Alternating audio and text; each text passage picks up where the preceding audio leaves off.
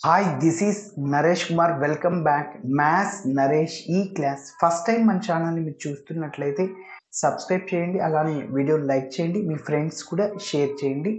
ఇవాళ intermediate first year maths 1Bకి సంబంధించిన limits and continuity అనే చాప్టర్ నుంచి 2 మార్కులకి సంబంధించిన ప్రాబ్లమ్స్ని డిస్కస్ చేద్దాం.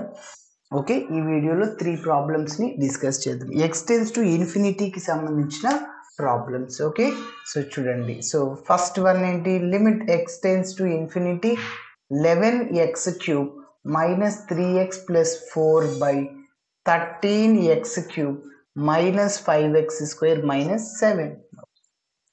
సో దీని యొక్క ఆన్సర్ సింపుల్గా చెప్పేసేయచ్చు, 11/13.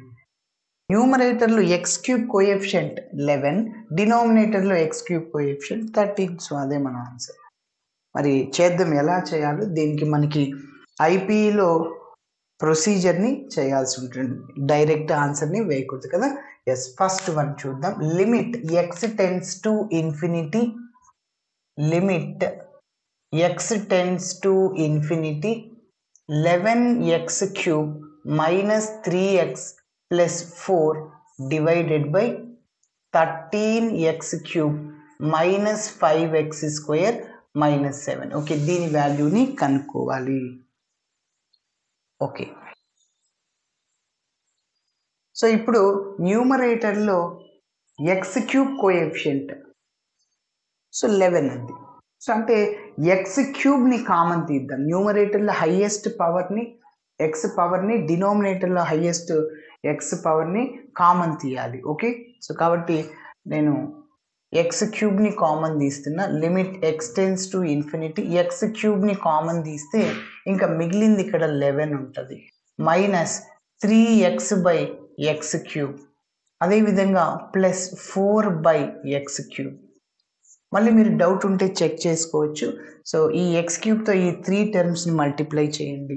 x³ ఇంటూ 11, 11x³ ఇదో ఇది. Next x³ into 3x/x³, x³ cancel, minus 3x.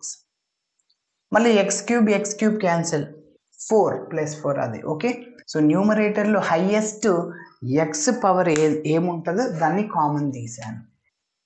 So divided by, మళ్ళీ డినామినేటర్లో హైయెస్ట్ x³ పవర్ కాబట్టి సో కామన్ తీశాను. ఇంకా 13 ఉంటుంది, minus 5x² divided by x³, అదేవిధంగా మైనస్ 7/x³. Okay, yes. ఇప్పుడు మీరు అబ్జర్వ్ చేస్తే ఇక్కడ x³ క్యాన్సిల్, ఇక్కడ ఒక x² క్యాన్సిల్ అయిపోతుంది. Okay, next. సో ఇప్పుడు so that is equal to limit x tends to infinity, ఇంకా మిగిలింది రాస్తున్న న్యూమరేటర్లో 11 మైనస్ 3/x² ఉంటుంది, అదేవిధంగా plus 4/x³ divided by 13 minus ఇంకా 5 ఉంటుంది divided by x minus 7/x³. Okay, so ఇప్పుడు మీరు అబ్జర్వ్ చేస్తే డైరెక్ట్గా మనం ఎక్స్ ప్లేస్లో ఇన్ఫినిటీని సబ్స్టిట్యూట్ చేస్తున్నా. Something by infinity is equal to 0, 1 crore/ఇన్ఫినిటీ 0. అలానే 1/∞² అంటే కూడా ఇన్ఫినిటీనే, ఇన్ఫినిటీ క్యూబ్ అన్నా కూడా ఇన్ఫినిటీనే. ఓకే, ఇప్పుడు డైరెక్ట్గా నేను ఎక్స్ ప్లేస్లో ఇన్ఫినిటీని సబ్స్టిట్యూట్ చేస్తున్నా. సో 11 మైనస్ 3/∞² అంటే ఇన్ఫినిటీ, ప్లస్ 4/∞³ అంటే infinity, divided by 13 minus 5/∞ minus 7/∞³ అంటే ఇన్ఫినిటీ. ఇప్పుడు సంథింగ్ బై ఇన్ఫినిటీ చెప్పాను, 3/∞, 4/∞. సో న్యూమరేటర్లు ఏదైనా ఉండనివ్వండి ఇన్ఫినిటీ.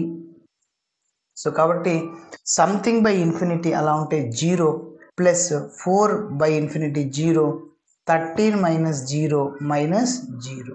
సో ఆన్సర్ ఏమంటే 11/13. ఓకేనా, మరి నెక్స్ట్ ప్రాబ్లమ్ని డిస్కస్ చేద్దాం. చూడండి.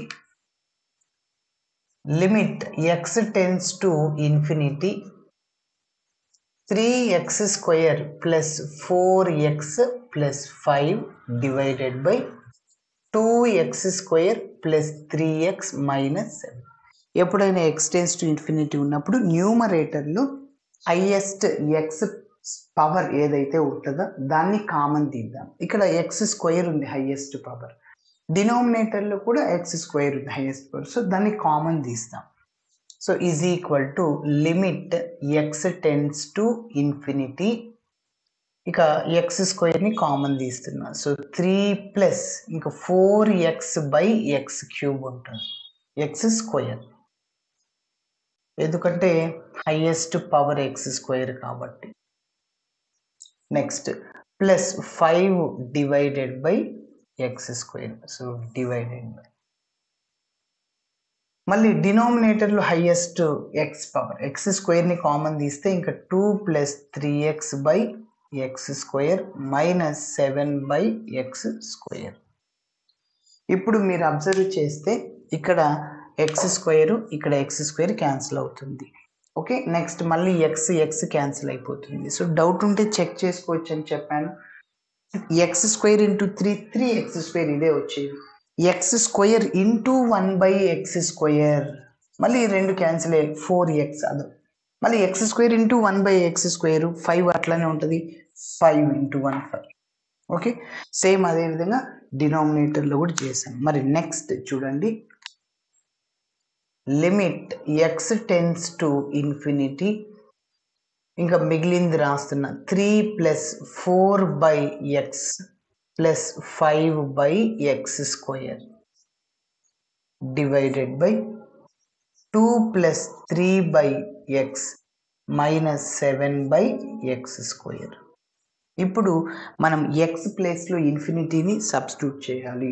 4 by infinity 0, something by infinity ఏదైనా ఉండనివ్వండి, 1 crore బై ఇన్ఫినిటీ 0నే. ఓకే, కాబట్టి ఇప్పుడు ఎక్స్ ప్లేస్లో నేను ఇన్ఫినిటీని సబ్స్టిట్యూట్ చేస్తున్నాను.